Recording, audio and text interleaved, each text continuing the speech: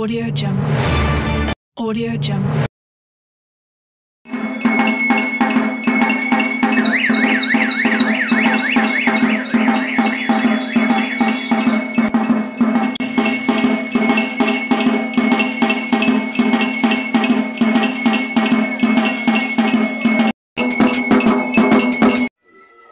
নমস্কার। এই মুহূর্তে আমরা আমাদের চ্যানেল বাগুইয়াটি পত্রিকা এবং এগিয়ে বাংলা বিশ্ব বাংলা টিভি এবং বাগুইয়াটি টিভির পক্ষ থেকে এসে উপস্থিত হয়েছি। আমাদের যে সূর্য সংঘ ক্লাব আছে, একটি নামকরা ক্লাব। এই মুহূর্তে শুধু আমাদের এই অঞ্চলের নয়, পুরো রাজারহাট গোপালপুর বিধানসভার মধ্যে অন্যতম সেরা ক্লাব। যে ক্লাবের আমরা দেখতে পাচ্ছি আজকে শিবরাত্রি পালন হচ্ছে, দীর্ঘ 30 বছর ধরেই হচ্ছে। এটা 30তম বর্ষ। আমি 29তম হয়ে এবারে 30তম বর্ষে পড়েছে। তো সেই সূর্য সংঘ ক্লাবে এসেছি। দেখতে পাচ্ছেন যে আপনারা প্রচুর মানুষ, প্রচুর শিব ভক্ত, মহাদেব ভক্তরা এসে উপস্থিত হয়েছেন। এরকমই চলে যাচ্ছি যে সূর্য সংঘ ক্লাবের যিনি সম্মানীয় সম্পাদক আছেন রাজু সর্দার, তার কাছে চলে যাচ্ছি। আপনাদের এই পুজোটা তো দেখলাম যে অনেক দিন থেকেই হচ্ছে, এই ব্যাপারে আপনার প্রতিক্রিয়াটা জানতে চাচ্ছি। আজকে 30 বছরে পা দিয়েছে আমাদের সূর্য সংঘ ক্লাবের এই শিব মন্দিরের শিবরাত্রির পুজো। এখানে আমাদের পুরো পাড়ার প্রতিবেশীরা সবাই সম্মিলিতভাবে বাবার জল ঢালে, বাবার পুজোর আরাধনা করে। আমাদের 12 মাসে 13টা প্রোগ্রাম থাকে, আপনিও নিশ্চয় জানেন। আগেও আমাদের পত্রিকায় খবর বেরিয়েছে, আপনারা ভালোভাবে জানেন।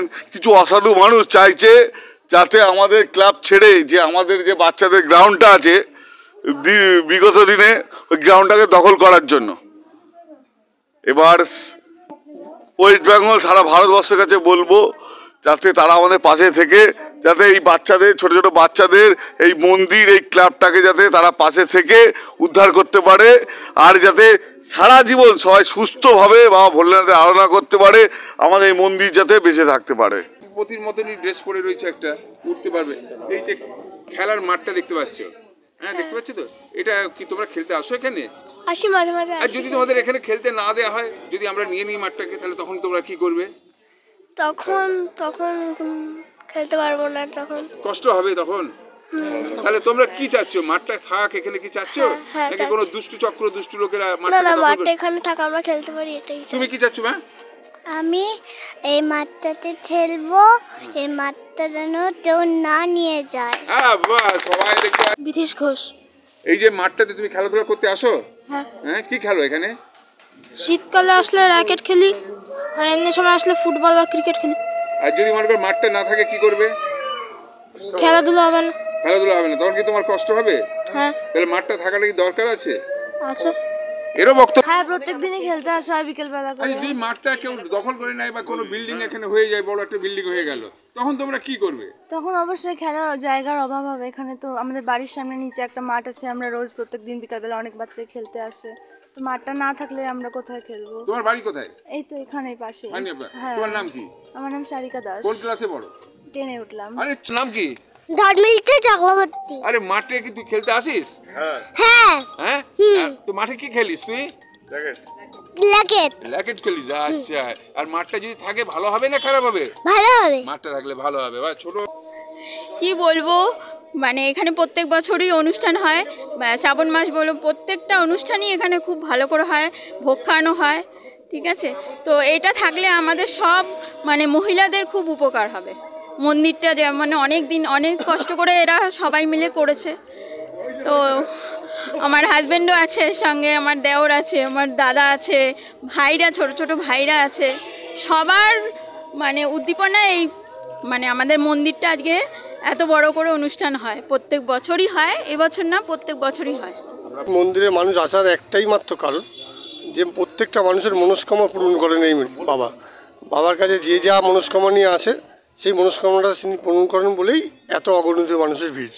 আমার নাম হচ্ছে বাবলু সর্দার, আমি রাজু সর্দারের ছোট ভাই। এই মন্দিরটার আলাদা একটা ঐতিহ্য আছে, যেটা বিশ্বাসে মানুষ বস্তু মেলায় বলে না যে ভগবান আছে। হ্যাঁ হ্যাঁ, সবাই তর্কে অনেক বেশি কিছু জিনিস থাকে, কিন্তু ভগবান যেটা হ্যাঁ চায় সেটা সকল সময় হয়। এটা ভগবানের, এটা হচ্ছে লীলাও বলো, তার আশীর্বাদ বলুন, আপনি যেটাইভাবে বলুন, এই মন্দিরের কাছে লোকে এসে সেই জিনিসটাই পেয়েছে বলে আজকে এই ভিড়টা আছে, আগামীকালও থাকবে। আমি আরেকজন অরুণ কুমার মিশ্র।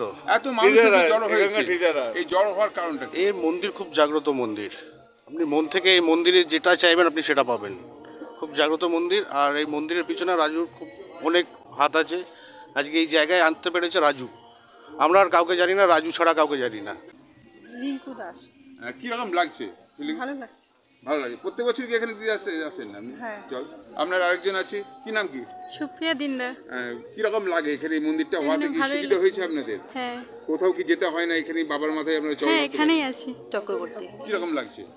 খুব ভালো লাগছে, খুব ভালো লাগছে। প্রত্যেক বছর এখানে আসেন? হ্যাঁ, প্রত্যেক বছরই আসি। এত ভক্ত শিষ্যরা যে আসে এখানে আসে ভক্তদের ভিড়, কারণ এই খুব জাগ্রত মন্দির, যা মনস্কামনা করে বাবার কাছে সবার পূরণ হয়, সেই জন্যই এখানে এত ভিড় হয় খুব। আগে তো মন্দির খুব আছে, আগে ছোট ছিল, আর এখন অনেক ভক্ত যেহেতু ভিড় হচ্ছে, ডেভেলপমেন্টটা ওর জন্য আরও হয়েছে। রাজুদা রয়েছে, তো রাজুদা করেছে সব কিছু। Audio Jungle.